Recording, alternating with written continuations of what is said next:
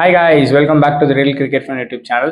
இன்னைக்கோட வீடியோவில் நம்ம India vs Zimbabwe மேட்ச்க்கான ப்ரிவியூ தான் பார்க்க போகிறோம். பட் வீடியோக்குள்ள போகிறதுக்கு முன்னாடி இன்னும் நீங்கள் நம்ம சேனலை சப்ஸ்கிரைப் பண்ணாமல் இருக்கீங்க அப்படின்னா மறக்காம சப்ஸ்கிரைப் பண்ணிக்கோங்க. அண்ட் கிரிக்கெட் பற்றின டே டு டே அப்டேட்ஸ் உங்களுக்கு தெரிஞ்சுக்கணும்னா ஸ்க்ரீனில் தெரிய இன்ஸ்டாகிராம் ஐடியில் ஃபாலோ பண்ணிக்கோங்க. இப்போ வாங்க வீடியோக்குள்ள போகலாம். Starting of video with venue. இந்த மேட்ச் எங்கே நடக்குது அப்படின்னு சொல்லி பார்த்தீங்கன்னா, cricket returns to our own very beloved Chepauk stadium. So இந்த மேட்ச் வந்து எம்ஏ சிதம்பரம் ஸ்டேடியம் அட் சென்னையில் தான் நடக்குது. ஸோ இந்த கிரவுண்ட் எப்போ எஸ்டாப்ளிஷ் ஆயிருக்கு அப்படின்னு சொல்லி பார்த்தீங்கன்னா, கிட்டத்தட்ட 1916 எஸ்டாப்ளிஷ் ஆயிருக்கு. தட் இஸ் 110 வருஷத்துக்கு முன்னாடி. ஸோ இந்த கிரவுண்டு தான் இந்தியாவில் second oldest stadium which is still in use. ஓகேவா, இன்னமும் கண்டினியூவாக யூஸ் பண்ணிட்டு இருக்க ஸ்டேடியம் ஆஃப்டர் ஈடன் கார்டன்ஸ் இன் கொல்கத்தா. ஸோ இதெல்லாம் தான் வென்யூ பற்றின விஷயமா இருக்கும். மூவிங் ஆன், பிச் கண்டிஷன் இங்கே எப்படி இருக்கும் அப்படின்னு சொல்லி பார்த்தீங்கன்னா, இப்போ ரீசெண்டாக சேப்பாக் ரெனோவேட் பண்ணதுக்கப்புறம் red soil and black soil wickets இங்கே யூஸ் பண்ணுறாங்க. நிறைய ஸ்ட்ரிப்ஸ் இருக்குது. பட் இந்த T20 வேர்ல்ட் கப்பில் பார்த்தீங்கன்னா நியூசிலாந்து நிறைய மேட்சஸ் இங்கே விளையாண்டுருக்காங்க. அது எல்லாத்துலேயுமே பிளாக் சாயில் விக்கெட் தான் மேக்ஸிமம் கியூரேட்டர்ஸ் ப்ரிஃபர் பண்ணியிருக்காங்க. அப்படின்றனால இந்த மேட்சுக்கு ஒரு பிளாக் சாயில் விக்கெட்டாக இருக்கும் அப்படின்னு சொல்லி எக்ஸ்பெக்ட் பண்ணி தான் நம்ம இந்த பிச் கண்டிஷன் இப்போ சொல்ல போகிறோம். ஸோ ஃபாஸ்ட் பவுலர்ஸ் ஸ்பின்னர்ஸ் இங்கே எப்படி இருக்கும் அப்படின்னு சொல்லி பார்த்தீங்கன்னா, ஃபாஸ்ட் பவுலர்ஸ்க்கு ட்ரெடிஷ்னலாக இருந்த கண்டிஷன்ஸ் இப்போ ரொம்ப சேஞ்ச் ஆயிடுச்சு. இப்போ முன்னாடி வந்து பார்த்தீங்க அப்படின்னா, ஒரு ஸ்பின்னர்ஸ்க்கு ரொம்ப அசிஸ்டன்ஸ் கொடுக்கக்கூடிய ஒரு லோ ஸ்கோரிங் கேம்ஸ் நடக்கிற ஒரு கிரவுண்டாக இருந்த சேப்பாக் இப்போ நல்ல ஒரு பேட்டர் ஃப்ரெண்ட்லி சர்ஃபேஸாக மாறிடுச்சு அப்படின்னே சொல்லலாம். அதுவும் இப்போ ஃப்ரெஷ் ட்ராக்ஸ் ப்ரிப்பேர் பண்ணியிருக்காங்க அப்படின்றனால ஒரு 5 மாசமா கவர்ஸ்க்கு கீழே இருந்தனால ரொம்ப ஃப்ரெஷ்ஷாக இருக்கு.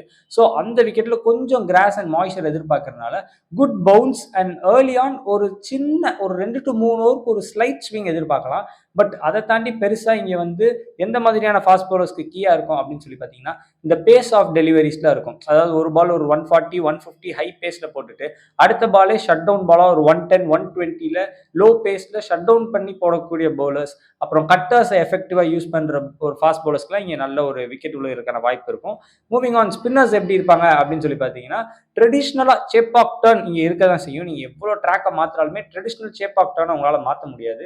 அதுக்குன்னு ஒரு எப்படி சொல்ல, it has its own influence. So அது இருக்க தான் செய்யும். அந்த டர்ன் அண்ட் ஸ்பின் இருக்கும் ட்ராக்ல. பட் ஓவராலாக இந்த T20 வேர்ல்ட் கப் 2026ல பார்த்தீங்கன்னா லீஸ்ட் டிகிரி ஆஃப் டர்ன் நம்ம சேப்பாக்ல தான் இருக்கு. ஸோ அதனால பெருசாக இங்கே ஸ்பின்னர்ஸ்க்கு ஒரு அட்வான்டேஜ் இருக்கும் அப்படின்னு சொல்லி நம்மளால சொல்ல முடியாது.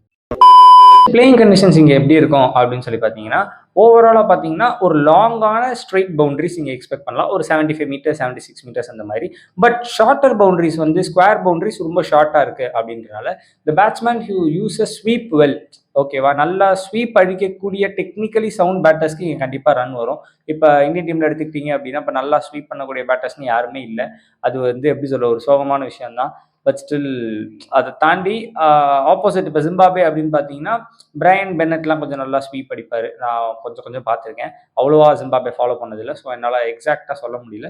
பட் அதை தாண்டி ஜென்ரலாக கொஞ்சம் ஸ்வீப் நல்லா விளையாடக்கூடிய ஒரு பேட்டர்ஸ், மேபி ஒரு சூரியகுமார் யாதவ் ஃபார்மில் இருந்தாருன்னா கொஞ்சம் ஸ்வீப் அடித்து நான் பார்த்துருக்கேன். ஸோ அந்த மாதிரி பேட்டர்ஸ்க்கு கொஞ்சம் எப்படி சொல்ல ஒரு எட்ஜ் இருக்கும் அப்படின்னு சொல்லி நம்ம சொல்லலாம். அண்ட் டியூ ஃபேக்டர் இங்கே எப்படி இருக்குது அப்படின்னு சொல்லி பார்த்தீங்கன்னா, ட்ரெடிஷ்னலாக சேப்பாக்னாலே டியூனாலே சேப்பாக் அப்படின்னு நமக்கு நல்லா தெரியும். ஸோ எப்போ ஜென்ரலாக இப்போ சிஎஸ்கே மேட்சஸ்லாம் சேப்பாக் நடக்கிறப்பமே நம்ம பார்த்துருப்போம். இதே மாதிரி மார்ச் ஏப்ரலில் ஐபிஎல் நடக்கிற டைமில் now we are at the end of February அப்படிங்கும்போது ஓரளவுக்கு சேம் கண்டிஷன்ஸ் தான் இருக்கும். ரொம்ப டிஃப்ரெண்ட் கண்டிஷன்ஸ் இருக்கும். நீ ஏன் ஐபிஎல் பற்றி இங்கே பேசுகிற அப்படின்னு கேட்காதீங்க. அந்த கண்டிஷன்ஸ் ரொம்ப சிமிலராக இருக்கும் வித் 1 month கேப் அப்படின்றனால அந்த ஒரு ரெஃபரன்ஸ் நான் இங்கே சொல்கிறேன். ஜென்ரலாக முன்னாடி தோனி கேப்டன் பண்ண டைம்லலாம் பார்த்தீங்கன்னா எப்பயுமே சேசிங் தான் சேப்பாக்கில் இருக்கும். ஏன்னா அப்படின்னா தான் அந்த டியூ ஃபேக்டர் கண்டிப்பாக வரும்ன்றனால சேசிங் டீம்ஸ்க்கு ஒரு நல்ல அட்வான்டேஜ் இருக்கும். பால் ஸ்லிப் ஆகும், அந்த விஷயம்லாம் உங்களுக்கு தெரியும். பட் இந்த T20 வேர்ல்ட் கப்பில் ஆஃப்டர் திஸ் ஃப்ரெஷ் ட்ராக்ஸ் அப்படின்னு ப்ரிப்பேர்ட் எந்த விதமான பெரிய மேசிவ் இன்ஃப்ளூயன்ஸை டியூ உருவாக்கலை அப்படின்றது தான் ஒரு விஷயமா இருக்குது. ஸோ எனக்கு தெரிஞ்சு டியூ ஒரு வரலாம், ஒரு 25 to 30% டியூ வரலாம். அப்படியே வந்தாலுமே அது ஒரு மேசிவ் டியூவாக இருக்காது அப்படின்றனால அதை நினச்சிட்டு அதுக்காக போய் நம்ம சேஸ் பண்ணுறோம் அப்படின்னு நம்ம நினைக்க வேண்டாம் அப்படின்னு சொல்லி நான் நினைக்கிறேன். ஸோ இப்போ சேஸ் பண்ணுறோம் அப்படின்னு பேசிட்டு இருக்கும்போதே டாஸ் டிசிஷன் நீங்கள் என்ன பண்ணணும் அப்படின்னு சொல்லி பார்த்தீங்கன்னா, simple, win the toss and choose to bat தான். ஏன்னா இப்போ நீங்கள் இந்த T20 வேர்ல்ட் கப்பை எடுத்து பார்த்தீங்கன்னா, இந்தியா ஜெயிச்ச 4 குரூப் ஸ்டேஜ் மேட்ச் சாதாரண டீமு. அந்த சாதாரண டீமாக இருந்தாலுமே ஒரு எப்படி சொல்ல, ஒரு நிக்கி அப்படின்னு சொல்லி பார்க்குறப்போ எப்படி இருக்குன்னா, அந்த 4யுமே நீங்கள் வந்து ஃபர்ஸ்ட் பேட்டிங் பண்ணி ஜெயிச்சிருக்கீங்க. பட் இந்த மேட்ச் தோத்தது சவுத் ஆஃப்ரிக்கா கிட்ட போன மேட்ச் எப்படி இருந்திருக்கு அப்படின்னு பார்த்தீங்கன்னா, சேஸ் பண்ணி தோத்துருக்கீங்க. ஸோ சேசிங் ப்ரெஷர் விளையாட தெரியல அப்படின்னு ஒரு மேட்ச்ல கன்க்ளூட் பண்ண முடியலனாலும் மேபி இந்தியன் பிளேயர்ஸ்க்கு இப்போ இருக்கிற இந்த செட்டப்ல கொஞ்சம் அந்த ஃபர்ஸ்ட் இன்னிங்ஸ்ல ரன் அடிக்கும்போது ப்ரெஷர் இல்லாம அடிக்கிறாங்க அப்படின்னு நம்ம சொல்லலாம். ஸோ அதை வச்சு பார்க்கும்போது டாஸ் ஜெயிச்சுட்டு ஃபர்ஸ்ட் பேட்டிங் பண்றது தான் ஒரு நல்ல விஷயமா இருக்கும்.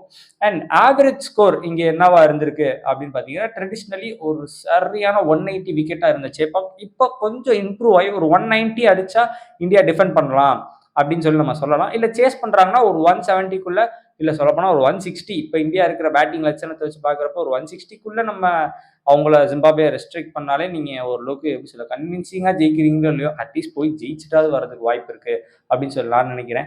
மூவிங் ஆன், பிளேயிங் 11 எப்படி இருக்கணும் அப்படின்னு நான் சொல்றேன். பட் அவங்க என்ன பண்ண போறாங்க அப்படின்றது நம்ம எல்லாருக்கும் தெரியும். For my preference I am going to say Sanju Samson in place of Abhishek Sharma to open with Ishan Kishan. But இது நடக்காது. அவங்க கண்டிப்பா அபிஷேக் சர்மாவையும் சஞ்சு சாம்சன் இஷான் கிஷனையும் தான் ஓப்பன் பண்ணுவாங்க. ஒன் டவுனுக்கு திலக் கண்டினியூ பண்ணாம அவங்களோட பாயிண்ட் ஆஃப் வியூல they might go with Samson அப்படின்னு நான் நினைக்கிறேன். அது நடந்தாலும் எனக்கு ஓகே தான். என்ன பொறுத்தளவுக்கு திலக், அபிஷேக் எவனுமே டீம்ல இருக்கக்கூடாது. அது வேற விஷயம். But still talking on what's on point for now 4, 5, 6ல அவங்களுக்கு தெரியும். 4 is going to be Sky, 5 Shivam Dube and 6 Pandya. 7ல என்னோட ஒப்பீனியன் நான் என்ன சொல்வேன்னா, ரிங்குவை டிராப் பண்ணிட்டு கண்டினியூ வித் வாஷிங்டன் சுந்தர் அப்படின்னு நான் சொல்வேன். பட் அதை அவங்க செய்வாங்களான்னு எனக்கு தெரியல. 8ல definitely Axar Patel should be back. So அது ஒரு முக்கியமான விஷயம். என்னோட பாயிண்ட் ஆஃப் வியூனா நான் ரிங்குவை டிராப் பண்ணிட்டு வாஷியும் விளாண்டு அக்ஷரையும் விளாடுங்க அப்படின்னு சொல்றேன். ஏன்னா வாஷிக்கு இது ஒரு ஹோம் கிரவுண்ட் அப்படின்ற அந்த ஒரு எட்ஜ் அவருக்கு இருக்கும். அண்ட் நீங்க வாஷியை ஃபுல்லா யூட்டிலைஸ் பண்ணவே இல்லை. ஸோ ஒரு யூட்டிலைஸ் பண்ணி பார்த்துட்டு அவர் ஒர்க் ஆகலைன்னா அவரை தூக்கி போடுங்க. யூட்டிலைஸே பண்ணாமல் ஒரு பிளேயரை தூக்கி டீம்லேருந்து வெளியேறியது இட்ஸ் நாட் ஃபேர். இப்போ ரிங்கு பார்த்துட்டோம் இட்ஸ் நாட் டூயிங் வெல் அப்படிங்கும்போது it's fair to drop Rinku for Washington Sundar அப்படின்றது என்னோட point of view. 9, 10, 11 same bowling attack. You can go with Harshdeep, 10 Bumrah and 11 Varun. இதை தாண்டி மேபி நீங்க 7, அதாவது இப்போ 8 பேட்ஸ்மேன்ல 80 பேட்ஸ்மேன் இருந்தாலும் எங்களுக்கு பேட்டிங் ஆட முடியல அப்படின்னா நீங்க சிம்பிளா என்ன பண்ணலாம்னா 7 பேட்டர்ஸ் வித் நம்பர் 6 பாண்டியாவோட 7ல அக்சர் வச்சுட்டு 8ல எக்ஸ்ட்ரா ஸ்பின்னரா மேபி வாஷியை டிராப் பண்ணி குல்தீப் ஆடினா கூட அதுவுமே வாஷிக்கு ஹார்ஷா இருக்கும். It will be harsh on washi. But what I'm saying is I need India to win அப்படின்ற பாயிண்ட் ஆஃப் வியூல அதை இந்தியா செஞ்சு குல்தீப்பை விளையாண்டாலும் ஓகே தான் அந்த ஸ்பின்னிங் எட்ஜுக்காக. பட் இப்போ அவ்வளோவா டேர்ன் இல்லைன்றனால I don't think Kuldeep is going to be very much effective here. So wait பண்ணி பார்க்கலாம். ஃபைனலி இங்கே மேட்சை யார் ஜெயிப்பா, வின்னிங் ப்ரெடிக்ஷன் என்ன இருக்கும் அப்படின்றதுக்கு முன்னாடி player to watch out for இந்தியாவிலேருந்து யாராக இருக்கும் அப்படின்னு சொல்லி பார்த்தீங்கன்னா அந்த ஒரு ஸ்லைட் ஸ்விங் இருக்கும் அப்படின்ற ஒரு காரணத்தினால I'm going to pick Harshdeep Singh. இங்கே கண்டிப்பாக பும்ரா நல்ல ஃபார்மில் தான் இருக்காரு. இருந்தாலும் எனக்கு என்னமோ ஹர்ஷ்தீப் ஒரு ஒரு ஒரு டே ஃபார் ஹிம் அப்படின்ற மாதிரி அமைகிறதுக்கான ஒரு வாய்ப்பு இருக்கோ அப்படின்னு சொல்லி நான் நினைக்கிறேன். அண்ட் ஜிம்பாப்வேலேருந்து பார்த்தீங்க அப்படின்னா கண்டிப்பாக is going to be Sikandar Raza. So அதில் எந்த விதமான ஒரு டவுட்டுமே இல்லை. அவர் வந்து ஸ்பின் டெரிஃபிக் ஃபார்ம். ஸோ அவர் அதை கண்டினியூ பண்ணுவார் அப்படின்னு நம்ம எக்ஸ்பெக்ட் பண்ணுவோம். இப்போ வின்னிங் ப்ரெடிக்ஷன் என்னவா இருக்கும் அப்படின்னு சொல்லி பார்த்தீங்கன்னா ஒரு 65% ஃபார் இந்தியா அண்ட் 35% ஆர் ஒரு 70-30 கூட வச்சுக்கோங்க. ஏன் அந்த 30% ஃபார் ஜிம்பாப்வே எட்ஜ் இருக்கு அப்படின்னு பார்த்தீங்கன்னா எக்ஸ்ட்ரீம் ஸ்பின் சோக் அவங்கள்ட்ட இருக்கு அப்படின்னு நான் நினைக்கிறேன். நீங்க உங்க ஸ்பின்னர்ஸை எப்படி 11 எடுக்க போறீங்கன்னு தெரியல, அவங்க எப்படி யூட்டிலைஸ் பண்ண போறீங்கன்னு தெரியல அப்படின்றதுனால அந்த 30% எட்ஜ் ஜிம்பாப்வேக்கு இருக்கு. வில் வெயிட் அண்ட் சி இந்த மேட்ச் எப்படி போகுது அப்படின்னு சொல்லிட்டு. பட் இந்த மேட்ச் ஸ்டார்ட் ஆகிறதுக்கு முன்னாடியே if West Indies beats South Africa ஒரு 3 o'clock மேட்ச் இருக்கு நமக்கு. 7 o'clock மேட்ச் தான் India Zimbabwe. So West Indies மட்டும் சவுத் ஆஃப்ரிக்காவை ஜெயிச்சிட்டாங்க அப்படின்னா it's going to be terribly tough for India to qualify for semifinals அப்படின்றது தான் இருக்கும். But will hope for South Africa to win that game. We'll again come back and do the review for India versus Zimbabwe match. Until then, bye guys.